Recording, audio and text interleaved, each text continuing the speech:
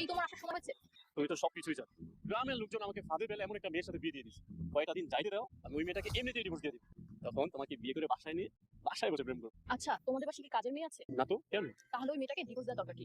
আমাদের বাসায় কাপড় ধোয়া, রান্না বান্না করা, ঘর মোছা এসব করার জন্য তো একজনকে দরকার। তুমি যখন বলেছো ওকে ডান। খবরদার ভুলেও তুমি ওই মুঠো মেয়েটার গা ঘেঁষবে না। গা গেছে তো প্রশ্নই আসে। সুন্দর একটা কথা জানা দরকার। কি কথা কোন?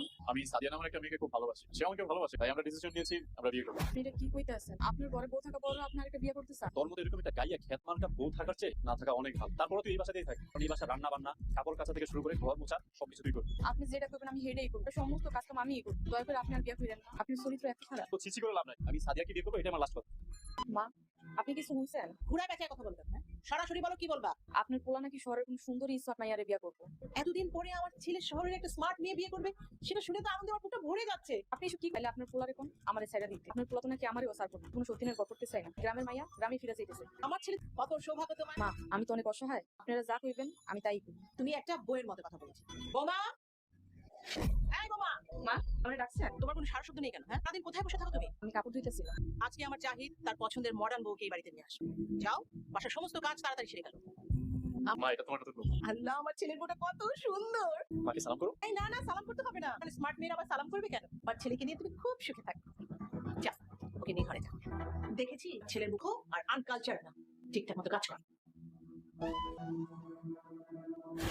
এই তুই এখানে কি করছ? এই সেই গ্রামের মুখ্য খ্যাত মেয়েটা।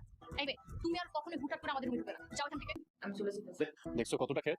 কোনো সমস্যা নাই জাহিদ, এই খ্যাত মেয়েটাই আমাদের বাসায় দাসদাস হিসেবে কাজ করবে। বৌমা, তুমি কি সবসময় বাড়িতে এই ধরনের কাপড় চোপড় করো? কেন মা, কোনো সমস্যা? আমি সব সময় চেয়েছি আমার বৌমা খুব স্মার্ট আর মডেলদের মতো হোক। ঠিক যেমনটা তুমি চেয়েছিলে তেমনটাই তোমার মনের মধ্যে দিয়েছি।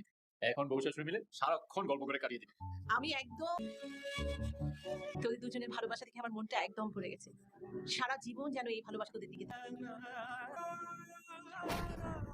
ভালো করে ধরে দিবে, আবার জোরে জোরে কাছ থেকে ছিঁড়ে ফেলো না। এই মেয়ে, তুমি আমার চোখের সামনে ঘুরঘুর কেন করছো? তোমার সমস্যাটা কি? মায়ের কইছে আপনার খেয়াল রাখ। শোনো, তুমি আমার সাথে সব আলগা পিড়ি দেখা থাকবে না। আমার কাপড়গুলো ধুয়ে দিছো? জিয়াফা, আমি তোমার নতুন বউ, তুমি এখন পর্যন্ত আমাকে একটা গহনাও দাও না। আর দিন যা তোমার গহনার অভাব হবে, কথা দিচ্ছি না তোমাকে গহনা দিব, এবার টিকে দিব। তখন পর্যন্ত আমার গহনা আসতেছে, তখন পর্যন্ত আমি খাবো। একটাবারের জন্য বলেছি খাবার নিয়ে আসতে। এখনো যদি না খান আপনি শরীর খারাপ করবে, সেটা তো তোমার দেখার বিষয় না। আপনি যদি না খান আমার অনেক খারাপ লাগবে। কেন তোমার খারাপ লাগবে কেন? আচ্ছা বসো। এই মেয়ে, তুমি কাছো কেন? আমি নিজের হাতে খাওয়াই দিতেছি। মা সকাল সকাল ভেবে ডেকে আনলে কেন? এই খ্যাত মেয়েটা তো বাড়িতে নেই, এটা আমি জানি না। সকালবেলা ঘুম থেকে উঠে সারা বাড়ি আমি। মা, আমি তো ভেবেছি বাসায় ডাকাত করছি। ভালোই তো হয়েছে। মেয়েটা যাওয়ার তোর কি মনে হচ্ছে জানো মা, যে আমার মাথা থেকে বিশাল একটা পাথর নেমে গেছে। স্যার, কি হয়েছে বৌমা? জাহিদ, আমি বুঝতে পেরেছি বৌমা কেন এমন করছে। কেন? খুশির খবর, বৌমা তো মা হতে যাচ্ছে। কে বলছে আমি মা হবো? আরে মাই তো বলো তুমি মা হতে চলেছো। একদম ফালতু গাছের ফল যে ছাকি দিলে আবার টুকুস করে পড়বে। আমি মনে হয় ভুল করেছি, ভুল বুঝেছি তোমাকে। এটা কোনো রান্না হলো? কোনো স্বাদ নেই, মজা নেই, এই খাবার মুখে দেওয়া যায়? আমি তো ওই রান্না করতো, আজকে আমি সকলে রান্না করেছি। শোনেন মা, খাবার খেতে পারবো না। তোর যেমন যেমন খাবার খাইতে পারে না। জাহিদ, সব রান্না বান্না আমাকে করতে হবে? আর এই শোনো মা, আমার এই কাপড়গুলো ময়লা হয়ে গেছে, একটু ভালো করে। কাপড় আমি ধুয়ে দেবো। কি ব্যাপার মা, আপনি এখনো বসে আছেন কেন? মা, আমি ধুয়ে দিচ্ছি। ঠিক আছে, আমি গেলাম। সারাক্ষণ আমার কথা শুনতো, আমার সাথে সাথে থাকতো। তোমার ব্যথা করছে মা? আমার পাগুলো টিপে দাও না। কি এভাবে কথা বলছো কেন বৌমা? সারা জীবন বসে বসে খেয়ে তো শরীরে চোখ। তো কোনোদিন রুটি বানায়নি। রুটি বানানোর কথা শুনেন মা, এভাবে শুয়ে বসে থাকলে শরীরে অসুখ জমে যাবে। আর মা, মা আপনি এইভাবে কথা বলছেন কেন? এসব আমি কি দেখছি? এটা কুমির আনলো বিয়ে করে? আমার মূর্খ বৌমাই তো ভালো ছিল। মা কি হয়েছে তোমার, কাঁদছো কেন? তোর বউ আমাকে দিয়ে বাড়ি সব কাজ করে রাখ। তোর স্মার্ট, তোর স্মার্ট কি করেছে জানিস? আমাকে, আমার কত যত্ন নিত মেয়েটা।